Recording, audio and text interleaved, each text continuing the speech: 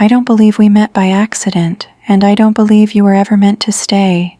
I think I was warned about you, gently, quietly, in ways my heart didn't want to hear. Before I ever knew your name, I think God saw what you would do to me, how your love would bruise the parts of me still healing, and I think heaven tried to whisper, not him. But I called it fear, I called it doubt, and I walked toward you anyway. When I first looked into your eyes, I thought I saw safety, but it wasn't safety, it was familiarity, the kind that tricks you into thinking danger feels like home. Something old in me mistook your chaos for chemistry, your silence for depth, your inconsistency for mystery. I thought you were an answered prayer. But really, you were the test, and God was watching, patient, merciful, as I mistook the test for the blessing, because sometimes love comes wrapped in warning signs, and still we unwrap it with shaking hands.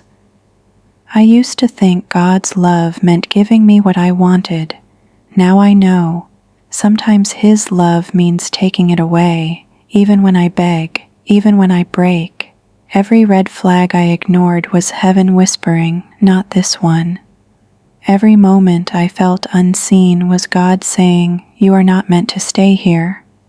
And when it finally fell apart, I called it heartbreak.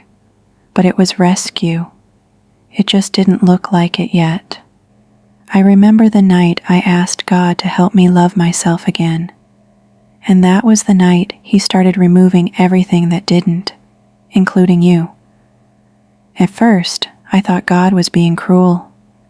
Why bring you into my life just to take you away? But now I see. He wasn't taking something from me. He was taking me back from the version of me that kept accepting almosts, back from the pain I kept calling passion, back from the love that demanded my silence. God knew what I didn't, that you would never choose me in the light. You'd only reach for me when it was convenient, when it fed your ego, when it quieted your loneliness. You didn't love me. You loved how I made you feel powerful. And God saw how that power would slowly destroy me. So He stepped in, not with thunder or fire, but with distance, with silence, with unanswered prayers. And I fought it. Oh, how I fought it.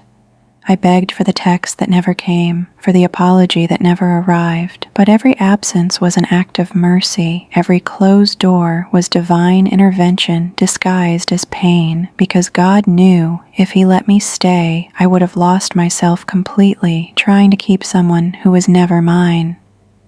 He knew I'd shrink to fit inside a love that was breaking me open. So He took you away before I forgot who I was. And that's what protection looks like sometimes, a heartbreak you don't yet understand. Now, when I pray, I don't ask for forever anymore. I ask for discernment, for peace that doesn't confuse itself with attachment, for love that feels like home, not survival. Because God doesn't give us what we think we deserve. He gives us what will heal us, even if it hurts. I used to think losing you was the end of my story. Now I see it was the start of my redemption, because God didn't take you to punish me. He took you to protect the woman I was becoming. And sometimes when I'm quiet, I still hear it, that same soft voice that once whispered, not him. Only now, it says, you're free.